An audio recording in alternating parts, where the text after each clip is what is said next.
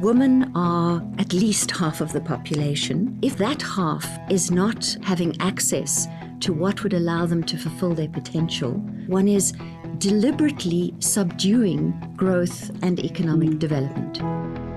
Hello, this is the Weekly Tradecast, a podcast brought to you by UNCTAD, the UN's trade and development body. I'm Sarah Toms. We're exploring how major events are shaping trade and development and how that affects billions of people around the world. This week, we're looking at debt and why women suffer the most when countries with large borrowing burdens are forced to cut back on spending. The current cost of living crisis has not helped, but women typically have struggled to make ends meet and avoid falling into debt.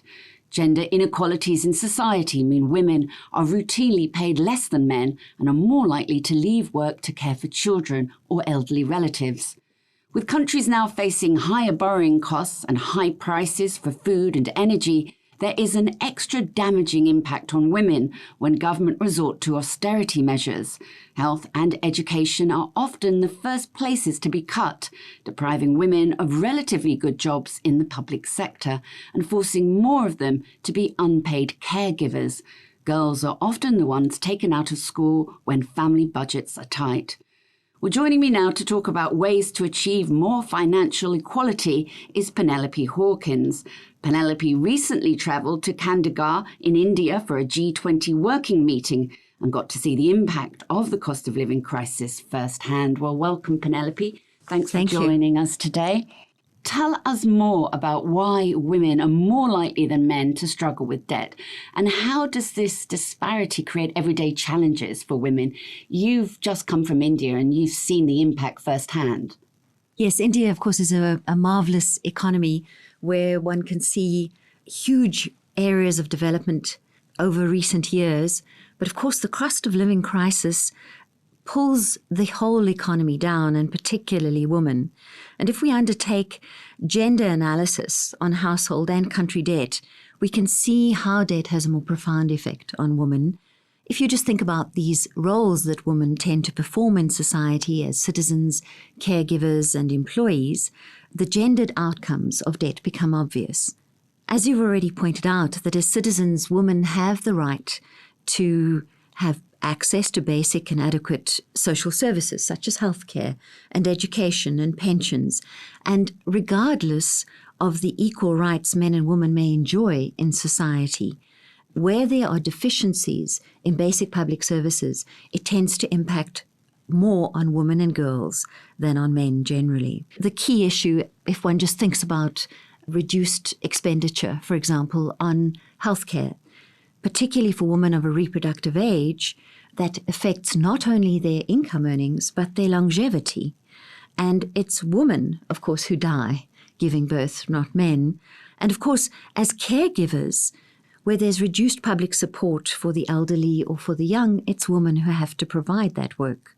And that, of course, impedes the access of women to labour market participation, but also leads to lower wages and greater informality and makes their engagement in the formal sector more precarious. So everybody is feeling the pain from this global cost of living crisis, but how much worse is it for women in developing countries? So perhaps we can think about a developing country with significant external debt.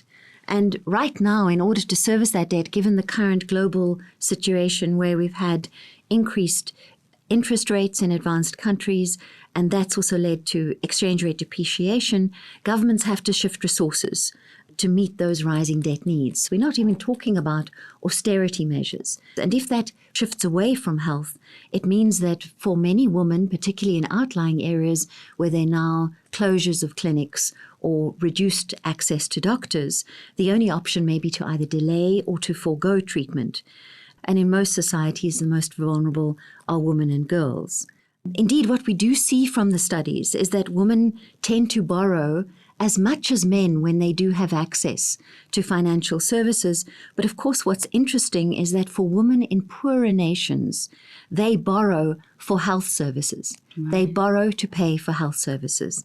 And that really underlines the need for a public healthcare system. Now, what impact does this debt trap for women have more broadly on economies and societies? Women are at least half of the population, and if we are allowing a situation to take place where that half is not, first of all, adequately remunerated for the work they're doing, and they are not having access to what would allow them to fulfill their potential, whether that be education or healthcare, then in fact one is deliberately subduing growth and economic development. We have to acknowledge that gender is a socio-cultural role and set of responsibilities that have been assigned to both men and women.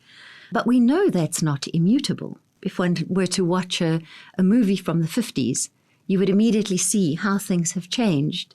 I think right now we have a great chance to make a difference as increasingly both in public and in private, people are beginning to be aware that gender disparity undermines development for all. The spring meetings of the World Bank and the IMF are happening this month. How high priority do you expect debt to be, and what steps should be taken or advised specifically to help women? Debt is a human rights issue, and it's also a gender issue. And in order to support developing countries to get out of a debt-led growth cycle and expand fiscal space for gender equality boosting development, we need alternative approaches on a range of matters. Firstly, of course, we need a changed international financial architecture and a multilateral debt workout mechanism, which will go some way to start to change how debt is undertaken and how it is serviced by countries. Right now, the UN has a number of things on the table.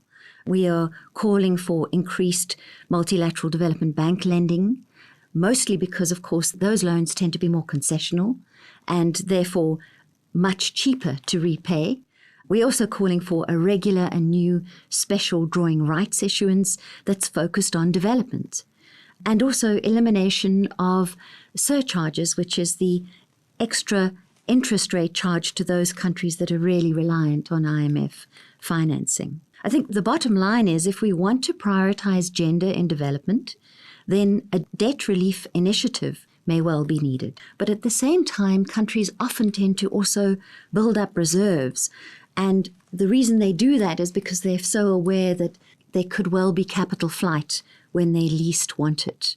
It's not really a surprise that in a world where least developed countries are currently paying away 20% of their export earnings in debt servicing, that they spend less than half of what the world average share to GDP is on health budgets. So these countries are spending 4% on their health budget instead of 9%, which is the global average. And of course, it's also in these very same countries where the maternal mortality ratio is 6 times greater than what the SDG target sets the world. This seems to really underline how the debt-led growth, the dependence on debt, needs to be readjusted. And I think part of that is rethinking how these countries are not only part of global development chains, but what access to markets they have, how they can best beneficiate their exports. This is really a story about how can trade conditions improve for these countries so that debt-led growth is not really the only alternative. We really need a sea change in the debt architecture. Penelope, some striking statistics there. So what happens in the longer term if these disparities are not addressed? Well, without a real change in the international debt architecture and an improvement in the access of developing countries to financing that is commensurate with their ability to repay, given their current trade profiles, I think we're going to sacrifice our development goals. And not just Goal 5 of the Sustainable Development Goals, which is all about women and girls equality, but all of them. Because the costs of business as usual has cascading risks and negative consequences for us all. sober news, Penelope, but thank you for joining us today. That's Penelope Hawkins, who is this week's guest. Tune into the Weekly Tradecast next week and every week for more insights on the most pressing issues around the world of trade and development. And there's even more on our website, UNCTAD.org. I'm Sarah Toms in Geneva. Goodbye for now.